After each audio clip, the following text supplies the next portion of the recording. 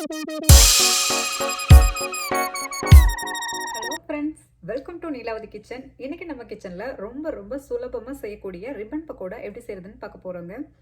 நம்ம சேனலை இப்போ தான் ஃபஸ்ட் டைமாக பார்க்குறீங்கன்னா சப்ஸ்கிரைப் பண்ணி வச்சுக்கோங்க. வாங்க நம்ம எப்படி செய்யலான்னு பார்க்கலாம்.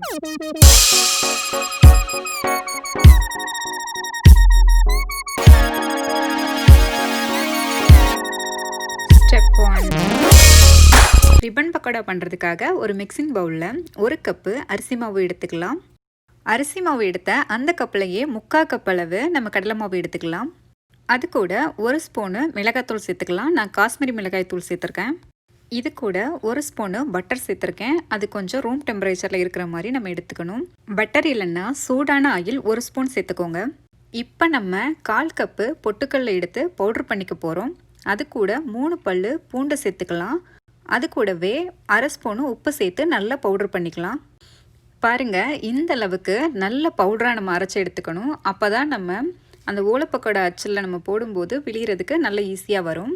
இப்போ நான் கொஞ்சமாக வெள்ளை எள்ளு சேர்த்துக்க போகிறேன். சேர்க்கணுன்னு கட்டாயம் இல்லை.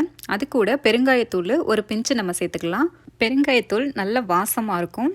எல்லா இன்க்ரீடியன்ஸுமே நம்ம சேர்த்துட்டோம். இதை நல்ல ஒரு தடவை மிக்ஸ் பண்ணி விட்ருங்க. அந்த பட்டர்லாம் ஒரே இடத்துல இல்லாமல் எல்லா பக்கமும் மிக்ஸ் ஆகுற மாதிரி நம்ம மிக்ஸ் பண்ணி விட்றணும். இப்போது கொஞ்சம் கொஞ்சமாக தண்ணி சேர்த்து நல்லா மிக்ஸ் பண்ணிக்கலாம். தண்ணி சேர்க்கும்போது ஒரே மொத்தமாக தண்ணி சேர்த்துட்டு பிசைஞ்சிடாதீங்க. சம்டைம்ஸ் தண்ணி எக்ஸஸ் ஆயிரும். ஏன்னா நம்ம பட்டரும் சேர்த்துருக்கோம் இல்லையா, அதுக்கப்புறம் நம்மளோட கப்பு ஒவ்வொருத்தவங்களோடதும் மாறும்.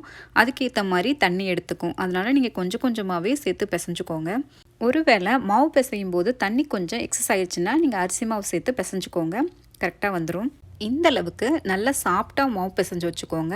அப்போ தான் நம்ம கட்டையில் போட்டு பிழியும் போது நமக்கு ஈஸியாக இருக்கும். இல்லைன்னா ஹார்டாக இருக்கும். எள்ளு சேர்க்கும்போது ரொம்ப கம்மியாகவே சேருங்க. இல்லைன்னா அது சில இடங்களில் விரிசல் விட ஆரம்பிச்சிடும். வாங்க நம்ம செகண்ட் ஸ்டெப்புக்கு போகலாம். ஸ்டெப் 2. இந்த ஸ்டெப்பில் நம்ம ரிப்பன் பக்கோடா போட போகிறோம். இந்த ரிப்பன் பக்கோடா அச்சில் லைட்டாக ஆயில் தடவிக்கோங்க. அப்போ தான் நமக்கு மாவு எங்கேயுமே ஒட்டாது, கழுவுறதுக்கு ஈஸியாக இருக்கும். ரிப்பன் பக்கோடா அச்சு எல்லாத்துலேயும் லைட்டாக ஆயில் தடவிட்டு அதை உள்ளே வச்சு அந்த கீழே மாட்டுறதை மாட்டிட்டு ஃபுல்லாக செட் பண்ணி வச்சுருங்க.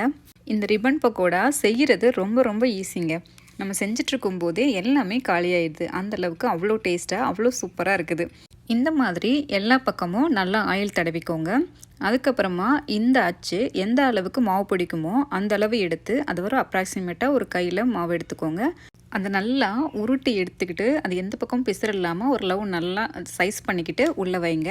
பாருங்கள், இப்போ எங்கேயுமே மாவு எதுவுமே ஒட்டுதில்லை. அந்தளவுக்கு நல்லா சூப்பராக மாவு ரெடி பண்ணியிருக்கோம். நமக்கு அதில் எல்லா இடத்துலையுமே ஆயில் தடவிருக்கோம். நம்ம மாவு உள்ளே வச்சதுக்கப்புறமா கேப் அதிகமாக இருந்துச்சுன்னா இன்னும் கொஞ்சம் மாவு எடுத்து நம்ம உள்ளே வச்சுக்கலாம். இப்போ நம்ம ரிப்பன் பக்கோடா அச்சில் மாவு செட் பண்ணிட்டோம். நம்ம ஆல்ரெடி மாவு பிசைய ஆரம்பிக்கிறதுக்கு முன்னாடியே நம்ம ஆயிலை சூடு பண்ண ஆரம்பிச்சிடணும். ஏன்னா அது ஆயில் சூடாகிறதுக்குள்ளே நம்ம மாவு பிசைஞ்சு முடிச்சிடலாம். இப்போ நம்ம டைரெக்டாக கடாயிலேயே நம்ம பிழிஞ்சு விட்டுடலாம். ஆயிலை மிதமாகவே வச்சுக்கோங்க. இதை சுற்றி நல்லா ரவுண்டாக அப்படியே பிழிஞ்சிட்டு வாங்க. கொஞ்சமாக ஒரு 2 சுற்று நம்ம பிழிஞ்சு விட்டோம்னாவே போதும். அதை நம்ம எடுத்துகிட்டு திரும்ப மறுபடியும் நம்ம செஞ்சுக்கலாம். இந்த பக்கோடா ரொம்ப லேஸாக இருக்கிறதுனால 2லேருந்து 3 நிமிஷத்துக்குள்ளே நல்லா வெந்துருங்க. அதோட நம்ம போடும்போது பயங்கரமாக பபிள்ஸ் கொதிக்கும். அது 2-3 நிமிஷத்துலேயே அப்படியே ஸ்லோவாகி எல்லாமே ஸ்டாப் ஆயிரும். அந்த ஸ்டேஜில் நம்ம இதை வெளில எடுத்துடலாம். ஆனால் அதிகமான ஹீட்டும் வைக்கக்கூடாது, அதிக நேரம் விடவும் கூடாது. இல்லைன்னா கருப்பாயிடும். அது டேஸ்ட்டு நல்லா இருக்காது. பாருங்கள், ஓலை பக்கோடா நமக்கு சூப்பராக ரெடி ஆயிடுச்சு. பாருங்கள், இது போல் மீதி இருக்க எல்லா மாவையுமே நீங்கள் ரிப்பன் பக்கோடா போட்டு எடுத்துக்கோங்க. ரொம்ப சுலபமாகவும் ரொம்ப டேஸ்ட்டாகவும் இருக்குங்க. எப்போ வேணாலும் நம்ம இந்த ஸ்நாக்ஸை செஞ்சு சாப்பிட்லாங்க. அவ்வளோதாங்க. ரொம்பவே சூப்பராக, ரொம்பவே டேஸ்ட்டாக, ரொம்ப கம்மியான நேரத்தில் இந்த ஸ்நாக்ஸை நம்ம ரெடி பண்ணிட்டோங்க. இந்த வீடியோ உங்களுக்கு பிடிச்சிருந்தா லைக் பண்ணுங்கள், ஷேர் பண்ணுங்கள், கமெண்ட் பண்ணுங்கள். நீலாவதி கிச்சனை சப்ஸ்கிரைப் பண்ணுங்கள். கூடவே பெல் ஐகானையும் கிளிக் பண்ணி வைங்க. அப்போ தான் என்னோட புது